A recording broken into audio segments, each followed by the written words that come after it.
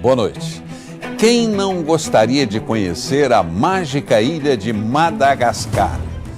O Globo Repórter viaja pelo Oceano Índico e desembarca na costa africana para revelar os encantos de um país incomparável. Baobás gigantes, camaleões de todas as cores, uma inacreditável floresta petrificada e animais que não existem em nenhum outro lugar. Lêmures de todos os tipos. Estes simpáticos bichinhos estão entre as espécies mais ameaçadas do planeta. Vamos mergulhar juntos num arquipélago de águas transparentes. Visitar a Ilha Perfumada, paraíso da baunilha, uma das especiarias mais caras do mundo. Embarque conosco nesta aventura, uma produção do Globo Repórter com a RPC, afiliada paranaense da Rede Globo.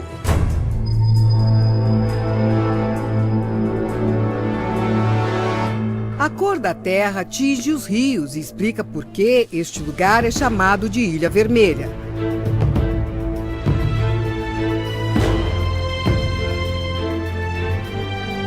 Mas Madagascar é, na verdade, um paraíso de todas as cores.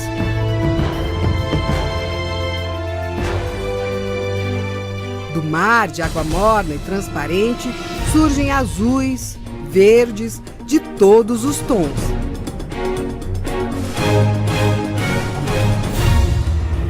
Nas densas florestas tropicais, animais exibem arco-íris inteiros. E por todo o país, nem a pobreza extrema tira o colorido deste povo acolhedor, alegre, de sorriso fácil. Quando os primeiros homens pisaram nestas terras, a humanidade já tinha uma longa história. Já tínhamos artes, filosofia, religiões por todo o mundo. Aqui foram encontrados animais, plantas, paisagens nunca vistos em outro lugar do planeta. Hoje, passados 2000 anos, esta ilha ainda é um mistério a ser descoberto. É tudo tão surpreendente, diferente, que muitos consideram um outro continente. É quase um outro planeta. Bem-vindos a Madagascar! Madagascar fica no meio do Oceano Índico, a mais de 400 quilômetros da costa africana. É a quarta maior ilha do mundo. Milhões e milhões de anos de isolamento deram a este lugar características inigualáveis. A maior parte das espécies de plantas e de animais deste país só é encontrada aqui. Começamos a nossa viagem pelo noroeste do país. Estamos no arquipélago de Nosbe, que quer dizer Ilha Grande em malgache, a língua oficial de Madagascar, ao lado do francês. As praias daqui são quase desertas, irretocáveis, de areia fina e mar cristalino. Para quem mora na cidade, situações banais da natureza que se repetem todos os dias podem ganhar ares de espetáculo num lugar como este. Aqui em Noziranja, este banco de areia forma uma passagem por onde se pode caminhar tranquilamente. Mas espere para ver o que acontece com a mudança da maré. A passarela de areia tem 1000 metros de extensão e é o caminho natural dos moradores. Mas lentamente as ondas vão avançando, até que a passagem desaparece debaixo da água.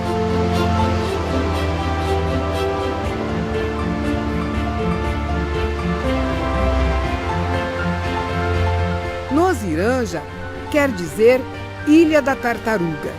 E não é por acaso.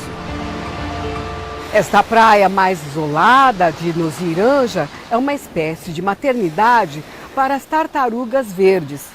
Elas vêm e fazem a postura dos ovos nesta areia fofa a 50 centímetros de profundidade. Só 2 meses depois é que os filhotes começam a sair dos ninhos. Assim que alcançam a luz do sol, os filhotes disparam em direção ao mar. As tartaruguinhas precisam ser rápidas para evitar que as aves as apanhem no meio da corrida. No primeiro mergulho também, o talento natural para as vigorosas braçadas ajuda a vencer as ondas e a fugir dos predadores marítimos. Jean-Louis costuma trazer turistas até aqui para ver as tartaruguinhas recém-nascidas. Ele explica que monitora cada ninho e sabe o dia exato em que elas vão sair debaixo da areia. Se eu pudesse, eu deixaria todos os filhotes protegidos num depósito e só os libertaria quando já estivessem maiores. Assim, novinhas, elas são presas fáceis para caranguejos, peixes e aves.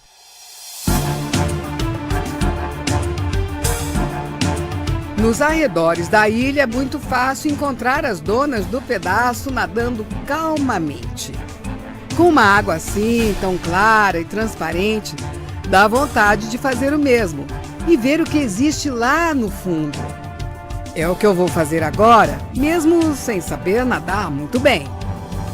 Já estamos em Taniquele, a água aqui em volta da ilha é de uma transparência incrível. O Rivière e o Doel são mergulhadores e eles é que vão nos acompanhar até o ponto de mergulho. Mas antes a gente vai receber algumas instruções de como se comportar.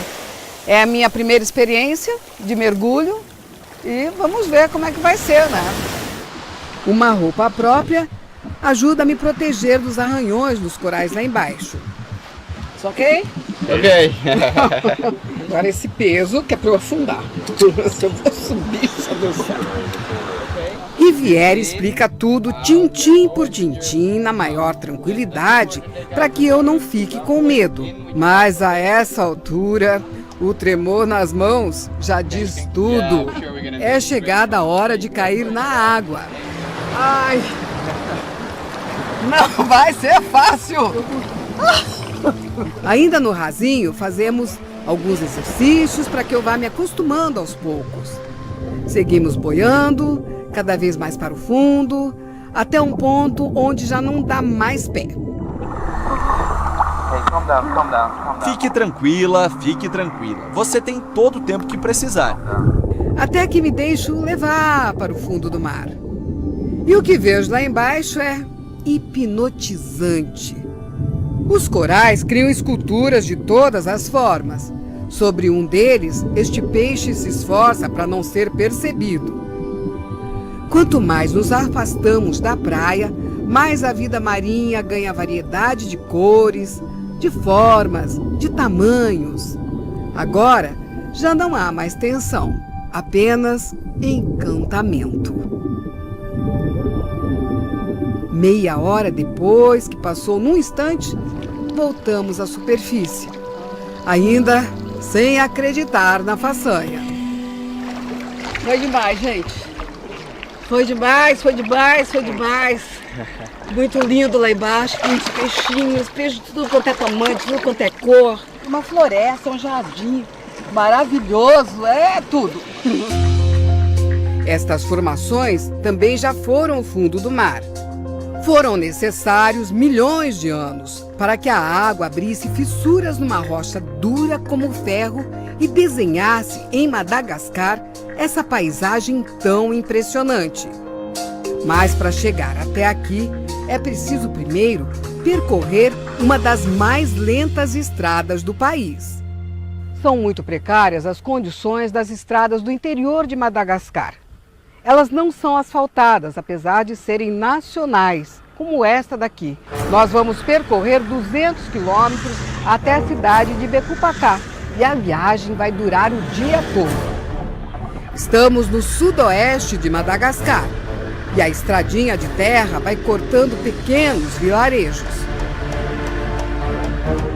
Às margens do rio Tsiribina, o maior da região, encontramos um porto de cargas e de passageiros.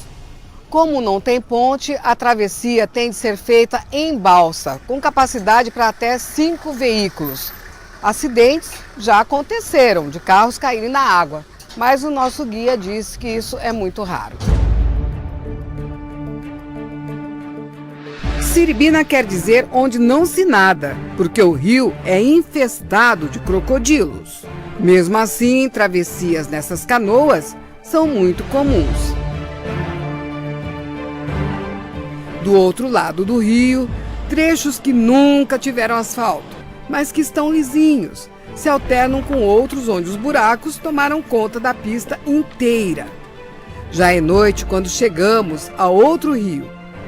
Aqui a situação é ainda mais complicada, porque o nível do rio não permite que a balsa encoste na margem. E os carros precisam rodar dentro da água até o ponto de embarque.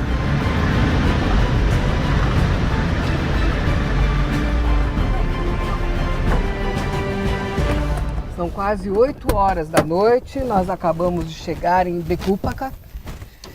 Foi uma viagem difícil, quase 11 horas e meia de viagem. E agora vamos descansar, porque amanhã tem mais.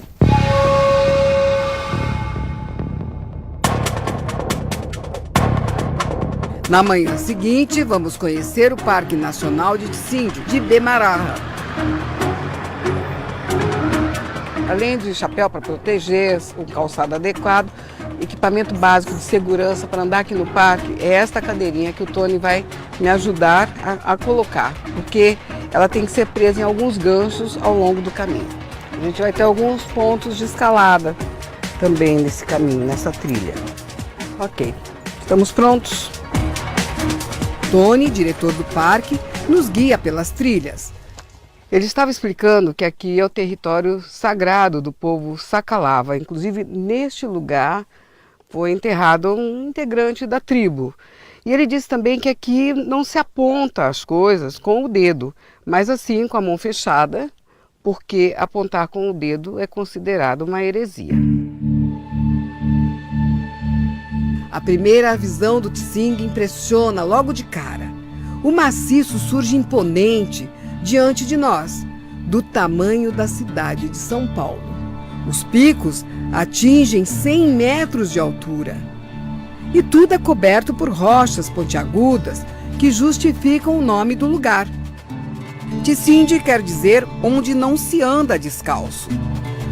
Seguimos rumo ao coração dessa floresta de pedra, uma gigantesca cadeia de cavernas que se estende por mais de 100 quilômetros.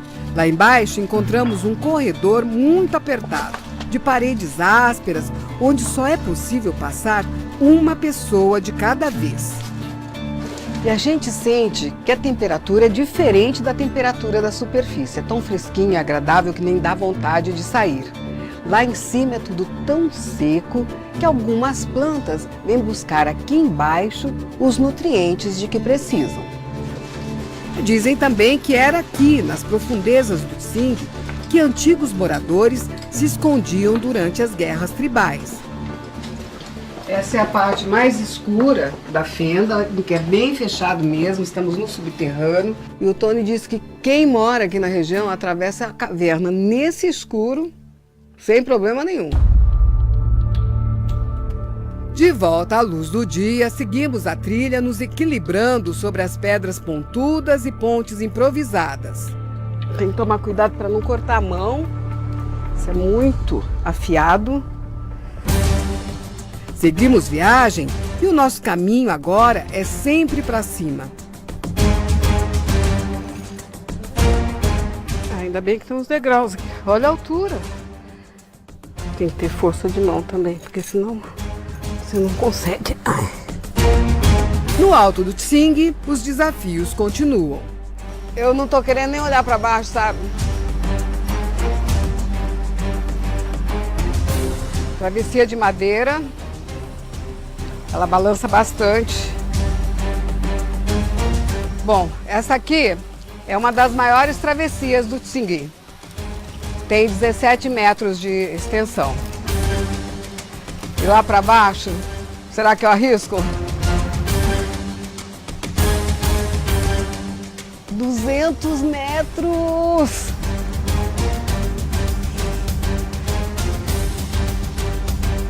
Ai, melhor não olhar, né? Ai, gente, que medo.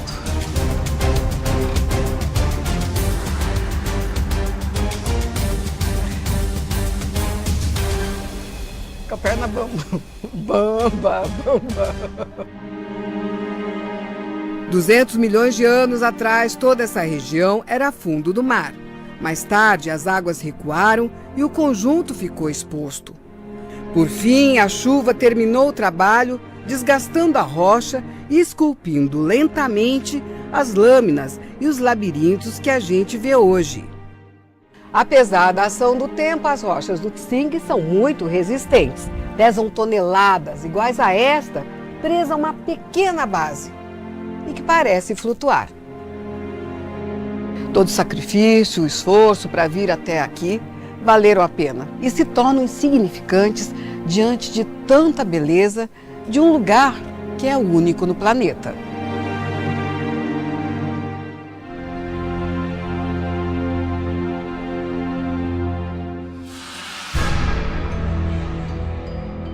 Não muito longe dali, outros gigantes se destacam na paisagem.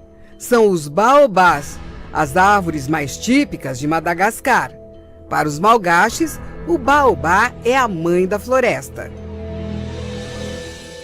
Dizem os malgaches que para encerrar o trabalho de criação das plantas, Deus decidiu fazer uma obra-prima. Era uma árvore espetacular, a mais bonita de todas. Mas, com tanta beleza, a criatura se tornou extremamente orgulhosa. Para ensinar a árvore a ter mais humildade, Deus resolveu então replantá-la de cabeça para baixo, escondendo a copa debaixo da terra, ficando apenas o tronco e as raízes para fora. Era um antepassado do baobá que, de fato, tem essa aparência como se as raízes buscassem o céu. Mas quem se atreve a dizer que esta não é uma árvore bonita? Madagascar tem 6 das 9 espécies de baobás encontradas no mundo. Esta, a Grande Dier, é a maior delas. Pode passar dos 30 metros de altura e viver mais de 1000 anos. Aqui parece que foram plantadas lado a lado para enfeitar a estradinha. Pura impressão. Essas árvores estão aqui há séculos. A estrada veio depois e foi batizada de Alameda dos Baobás, um dos pontos turísticos mais visitados de Madagascar. Essas são sementes de baobá. Elas demoram em média 10 dias para germinar e depois de um ano estão prontas para o plantio. Este é o viveiro de um projeto de reflorestamento que existe há 10 anos. O Dada Kelly trabalha aqui. Quem visita a região pode comprar uma muda de baobá para plantar. E é o que a gente vai fazer agora. Vamos lá?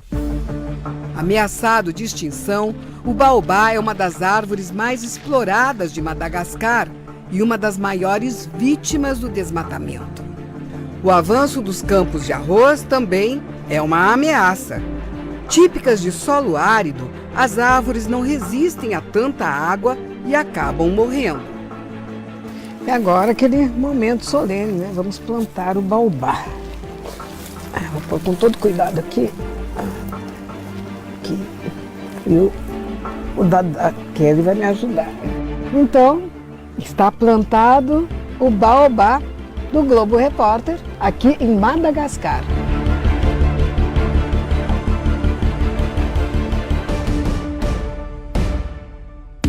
A dança dos lêmures e a preservação dos pequenos primatas que seduzem o mundo. É daqui a pouco. Viajamos pelo sul de Madagascar. Vamos em busca de um símbolo do país, os lêmures, um parente distante dos macacos. Seguimos por uma estrada construída há mais de 60 anos, quando o país ainda era domínio da França, e que nunca teve um único reparo. E foi chacoalhando pelo caminho que encontramos um lêmure da cauda anelada, no meio de uma vila.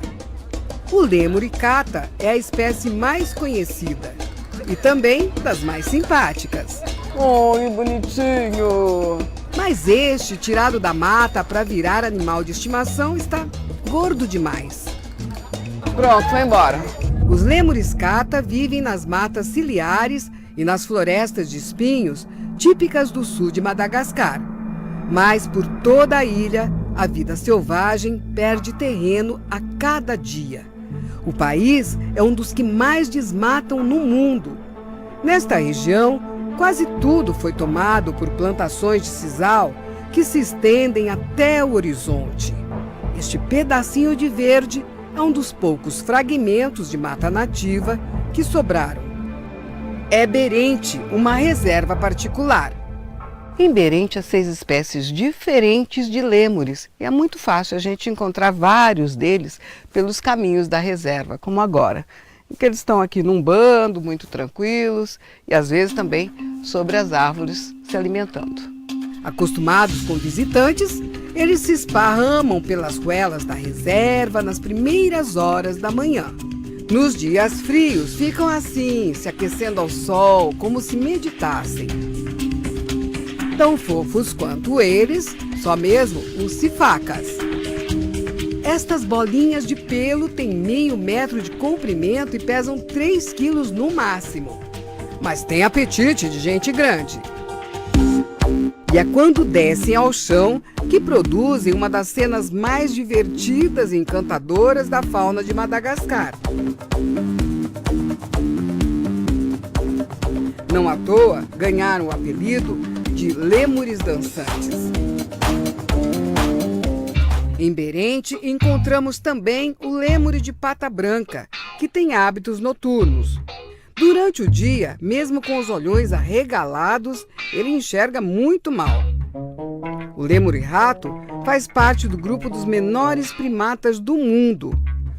O marrom, natural de outra região, é resultado do cruzamento de outras 2 espécies.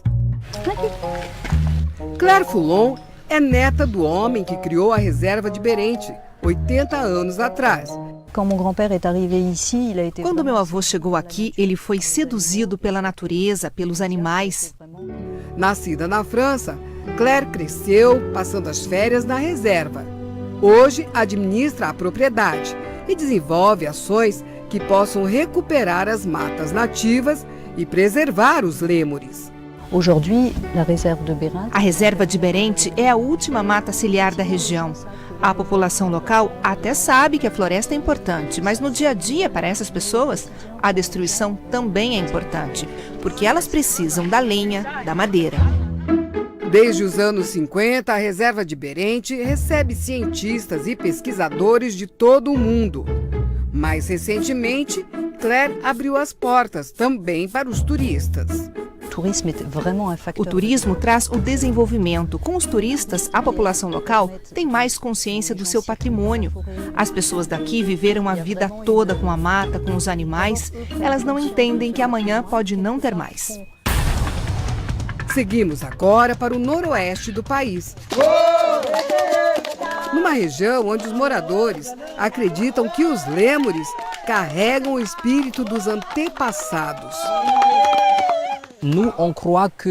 Nós acreditamos que na floresta ainda existe o valor puro da vida, que os espíritos dos nossos ancestrais residem aqui, nos lêmures. Por isso, caçar estes animais é um sacrilégio.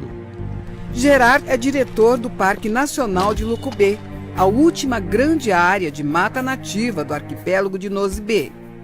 O parque é rico em plantas medicinais. Já pelo caminho a gente vai encontrando algumas. O seu Said é aqui da comunidade e vai explicar pra gente. Essa aqui é uma delas, né? Esta planta em malgache se chama Asimbe. O caule é usado para fazer um remédio que ajuda na recuperação de quem sofre uma fratura. Nós não andamos nem 10 metros e o seu Said já está mostrando uma outra planta. Que esquecer? Esta é a calabera. Ela é usada para diminuir a febre. São centenas de espécies já descritas por pesquisadores de universidades que usam a floresta como um laboratório ao ar livre. Plantas relaxantes, estimulantes, para combater diabetes, para facilitar o parto. Os mais velhos conhecem melhor as plantas medicinais e vão ensinando aos mais novos. Eu acho que as plantas são mais rápidas que os remédios da farmácia. Seguimos caminhando entre o mar e a floresta nativa num caminho que é um deleite para os olhos. Essa escada nos leva para o interior da floresta. 600 metros, morro acima, num lugar onde Gerard diz que normalmente a gente consegue ver os lêmures. E lá estão eles, uma família inteira no alto das árvores, fazendo jus ao nome desta espécie, lêmure macaco. Os machos são pretos e as fêmeas mais claras, em tons de marrom. A esta hora do dia, com o sol forte, eles ficam mais quietos, descansando. Protegidos pela crença popular, aqui eles podem dormir tranquilos.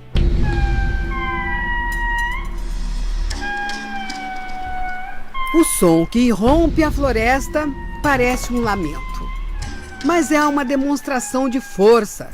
Estamos agora na reserva de Maromizarra, uma região montanhosa no centro do país, para conhecer o dono deste grito. A mata fechada desta região lembra a nossa floresta atlântica, mas os bichos são muito diferentes. Nos últimos anos, dezenas de novas espécies foram descobertas aqui em Madagascar. Mas circular pelo país não é o mesmo que andar por um zoológico. Não se vê bicho a toda hora. No caso do camaleão, pior ainda. Neste viveiro tem 6 espécies diferentes. Mas ver um destes bichinhos não é tão fácil assim. Os camaleões podem mudar de cor dependendo do clima, da temperatura e do humor. Madagascar tem metade das espécies de camaleões do mundo. E também a maior delas, o parson, que pode ter o tamanho de um gato. Estes répteis se parecem com dinossauros em miniatura, mas não são perigosos, exceto para alguns insetos.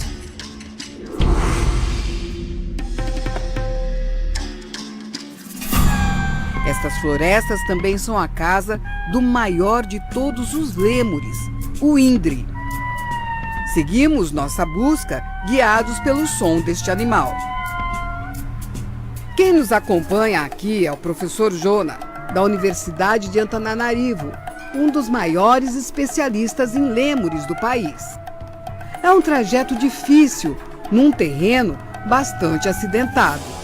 Olha, finalmente, depois de 2h30 de caminhada, dentro da mata, com muita dificuldade, alguns tombos, a gente chega num lugar onde dá para ver os indres. O indre pode chegar a 70 centímetros de altura e pesar quase 10 quilos.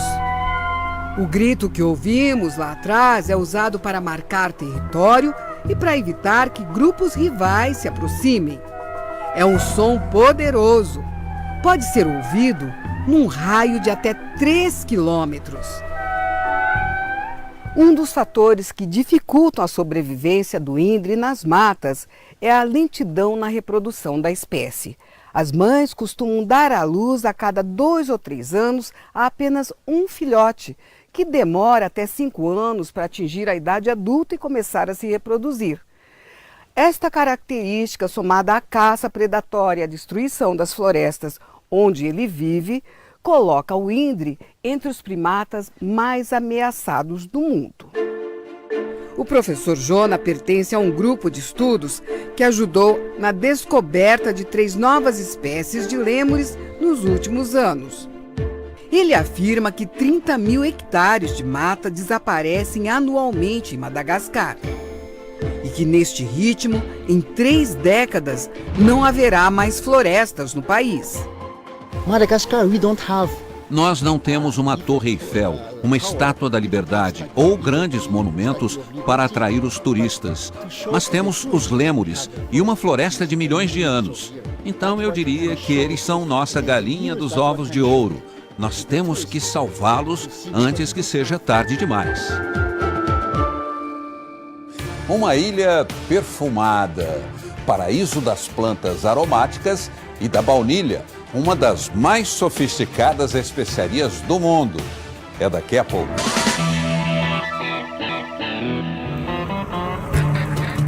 tuk-tuks, este tipo de triciclo usado como táxi, tomam as ruas da pequena Hellville, a capital de Nosy Be.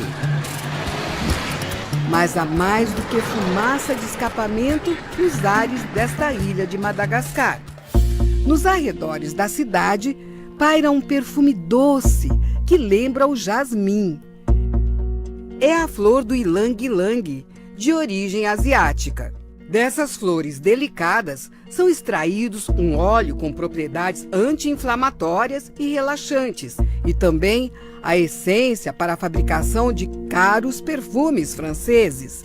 Nosy Be é conhecida como a Ilha Perfumada. Ali, por toda a vizinhança e em várias outras regiões do país, uma vagem usada como aromatizante de alimentos é ouro puro. É a baunilha, uma espécie de orquídea trazida do México há quase 200 anos. Madagascar é o maior produtor mundial. Nestor é de uma família que cultiva baunilha em Nosy Comba, esta ilha paradisíaca onde vivem apenas 600 pessoas. Quando eu nasci, meus pais e avós já plantavam a baunilha. Ele diz que todos os anos 40 toneladas de baunilha são colhidas na ilha. É assim, bem verdinha, que a baunilha é retirada do pé. Mas para chegar neste estágio, dá um trabalhão danado. É um processo que alterna dias de exposição ao sol, com horas na sombra. E isso tudo demora um mês, até ela chegar neste ponto aqui, em que está mais sequinha e está pronta para consumo. Nestor classifica as vagens pelo tamanho. Quanto maior, mais cara. A baunilha dá muito trabalho. Por isso, a maioria dos agricultores de Nosy Comba vende a baunilha ainda verde. Dá menos trabalho. Eles recebem antes, mas também ganham menos dinheiro. Neste restaurante, o chefe Mahmoud corta cuidadosamente a fava e retira essa pasta chamada de caviar da baunilha. E a usa para tudo, em pratos doces e salgados. A gente que costuma usar a baunilha apenas como ingrediente para uma sobremesa, realmente se surpreende. Ela aparece junto com os demais temperos, assim, com um toque muito diferente, muito especial, muito bom. E ainda por cima, diante deste cenário, nada mal, né? Madagascar, tão bonita, tão distante, tão diferente, também pode se parecer muito com o nosso país.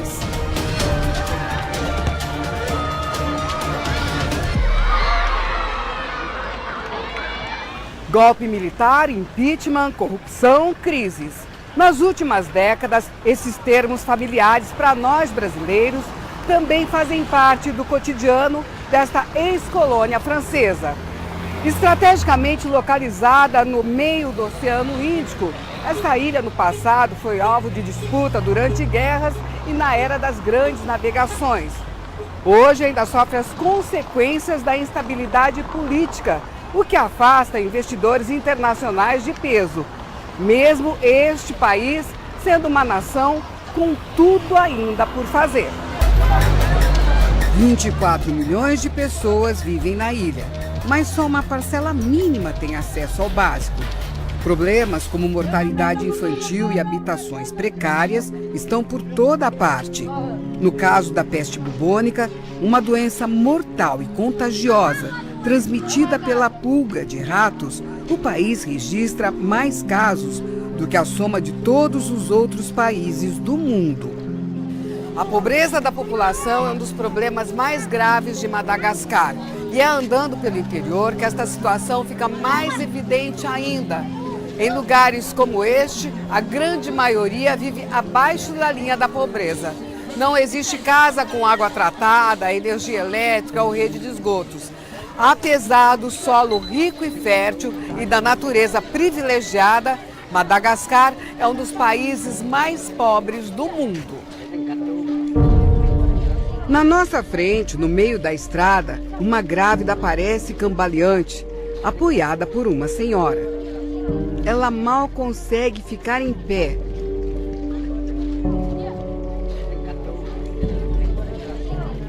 Um homem tenta ajudá-la.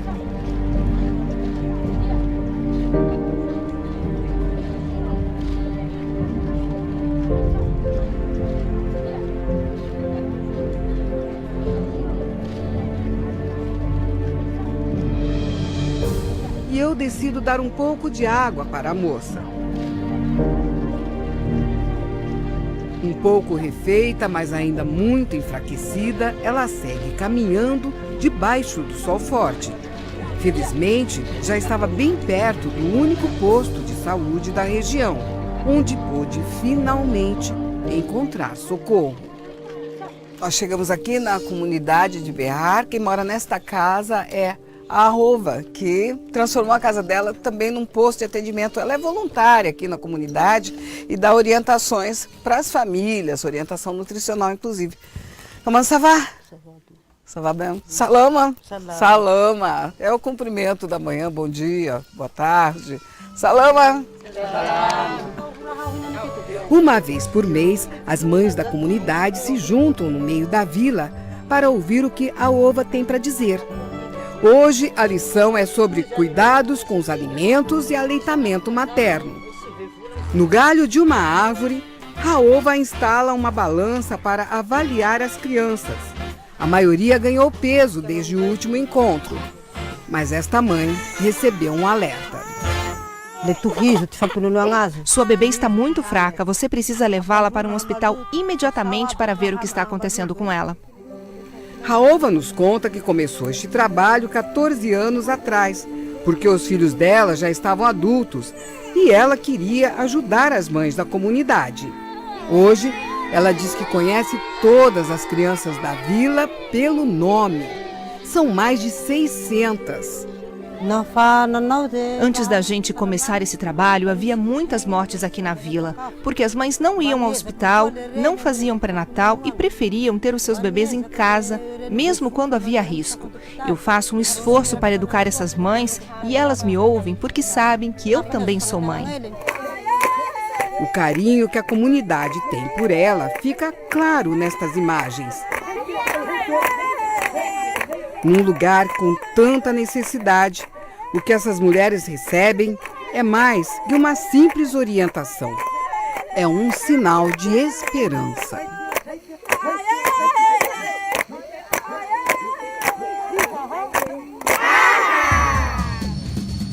Nômades do mar, um povo que vaga pelas praias da ilha e sobrevive apenas do que retira do oceano.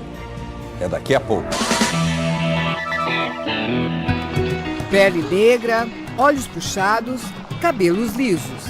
Ásia e África estão unidas nos traços do povo de Madagascar. São descendentes dos Merinas, que vivem principalmente nas terras altas, região da capital do país, Antananarivo. Os Merinas são a principal etnia de Madagascar, mas não a única. O país tem outras 17, todas com culturas muito particulares. Esse tipo de pintura é uma tradição do povo Sakalava, é como nós que usamos a maquiagem, um batom, um lápis, no dia a dia no Brasil. Então hoje aqui eu também estou deixando que ela faça essa pintura em mim. Com tinta caseira, Angeline vai desenhando pequenas flores, ramos de plantas, com um pouco mais de cor na pintura e, para finalizar, nas vestimentas. Voilá! Como uma autêntica Sakalava. Pelas ruas, vemos mulheres com outra pintura. Além de enfeitar, a tinta funciona como uma espécie de filtro solar. Muito importante num país tropical que tem quase 5.000 quilômetros de praias. Hoje nós vamos a uma comunidade de pescadores nômades, os Vezos. Eles vivem em Betaniá e o meio de transporte até lá é nestas canoas de madeira. Partimos do porto de Morondava, na costa oeste, por um canal aberto entre manguezais. Betaniá está logo depois desta encruzilhada, onde o canal, um rio e o mar se encontram. A pesca é a única fonte de renda dos moradores da vila. Homens, mulheres, jovens, velhos, todos trabalham juntos. Durante séculos, os vesos sobreviveram da pesca, mas com a exploração da costa de Madagascar pelos grandes barcos pesqueiros, o dia a dia deles, como pescadores artesanais, está se tornando cada vez mais difícil. Cristo Paul reclama que os peixes estão muito pequenos e que agora eles precisam ir cada vez mais longe para encontrar os cardumes. E olha que este povo está acostumado a viajar pelas águas. Eles passam meses longe da vila, navegando pela costa em busca dos pescados. A voz de Trovão contrasta com a figura franzina de Teófilo Joaquim.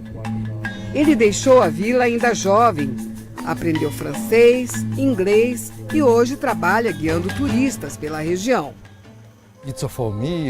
Para mim, trazer os visitantes aqui é algo que valoriza a nossa cultura. É um orgulho. Eu sou muito feliz de ser um veso. Dizem por aqui que ser veso é um estado de espírito.